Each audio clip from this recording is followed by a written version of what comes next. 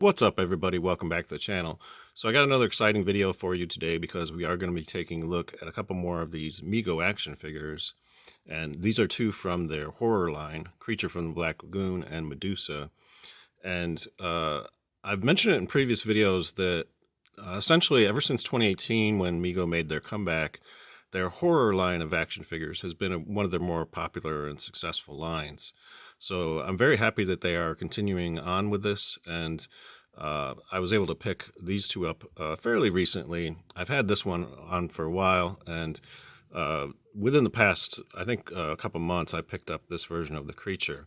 Now, some of you may have seen my previous review of this particular action figure. I reviewed this version, which was the green version, previously on my channel, and really love this version. But I think it looks so fantastic in the package, I've been reluctant to take it out of the package. So my reasoning for picking up the second version is that because I ordered this from ZLC Collectibles using their damaged package selection, I got it for a reduced price. And since the packaging is a little stressed here, it's not really too damaged, but it's damaged enough to not be presented as mint.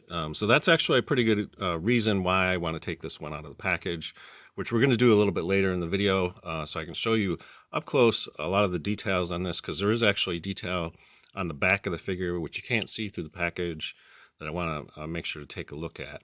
And in terms of Medusa, so what we're looking at with these two figures is the licensed monster and the unlicensed monster. So these are two different approaches that Mego has been pursuing.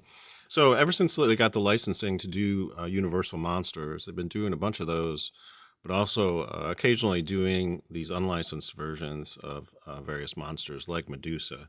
So they don't have to pay anybody to use this likeness. So, which is nice because it probably cuts down on the cost to produce these kinds of figures. So that's good for them as a company. And it's great for us as collectors because we get a certain variety. In terms of Medusa, the real highlight for this figure for me was the head sculpt. And as you can see, they just did an amazing job in terms of all the detail on it, the sculpting, the painting, and everything. All these little snake heads have like gold highlights on them, and I think it just looks incredible. So that was definitely my reasoning for wanting to pick this one up, mainly because there's really not much going on with the rest of the figure. Outfit's pretty simple, and I believe the figure itself is all cast in green. You can see down here, you can see the ankles of the figure, so those are green as well. So I'm pretty certain that the entire figure is actually cast in a green color or painted in a green color. So I love the artwork, pretty simple, just has a nice looking snake on it, the name Medusa. And on the back of the package, you can see that same emblem here, and then also a nice close-up of the figure itself. So again, really love the head sculpt on this one.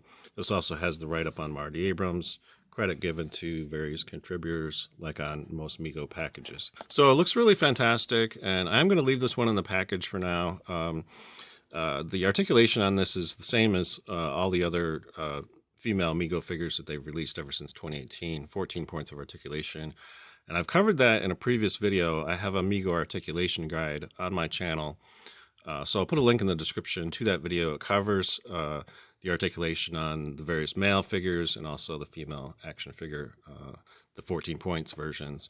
I probably will do an updated version of that video at some point, which covers the more modern sort of bandless versions of the bodies. But I need to get a few more of those in my collection before I have everything necessary to make that video. But very happy to have Medusa in my collection. And in terms of the creature, like I mentioned, I have covered the green version of this before, and they released this sort of black and white version, which is in keeping with the way the movie was presented, so which is pretty cool.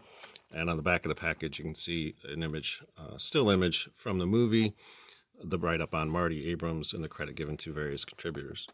Looks really awesome in the package, but I'm anxious to get this out of the package and take a look at the details up close. So let's go ahead and do that. Okay, so here we have the creature out of the package now, and overall I think it looks really amazing. I love the head sculpt on this. I think they just did an incredible job in terms of capturing the likeness of the creature. You can see what it looks like on the back of the head too. One thing I wanted to point out you can't necessarily see through the packaging is there's a bunch of fins and so forth on the back of the outfit. So you can see here and also on the back of the legs. There's these little foam kind of fins that are sort of stitched into the outfit to give some dimension to the creature. So I think that's a really nice touch. It really makes this outfit kind of pop. And all the printed detail on it also gives the texture of the creature's skin and so forth. The rest of the body of this is actually cast in sort of like a blue color. So it gives that sort of illusion of thing being in black and white. It's actually not black and white, it's more black and blue, but that's cool. I mean, it really does kind of capture that overall look. And in terms of articulation on this, I've gone over it in several other videos, but I'll go over it real quickly for you. At the head, you get a pivot like this. There's no front and back or side-to-side movement. At the shoulder, you can extend out. Also gets 360-degree rotation. Single bend at the elbow, bending back and forth at the wrist, and also rotation at the wrist. At the waist, you get some side-to-side, front and back, and a twist.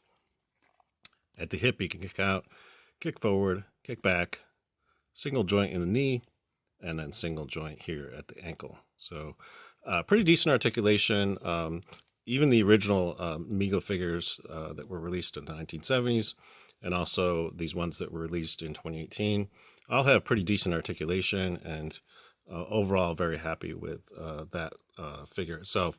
And these are held together with elastic bands that crisscross inside of the figure, which gives it that level of mobility. So really cool looking version of this, and I'll show you side by side with the green version what those two look like together. So very happy to have now a loose version of the creature for my collection, and just overall very happy with the direction that Mego has been going with these horror figures. That's all I have for you today. If you enjoyed this video, please give it a thumbs up, and if you'd like to see more reviews of Mego action figures in the future, think about subscribing to my channel, because I will be covering more of this kind of content in future videos. Until next time, I hope you're having a great day, and thanks for watching.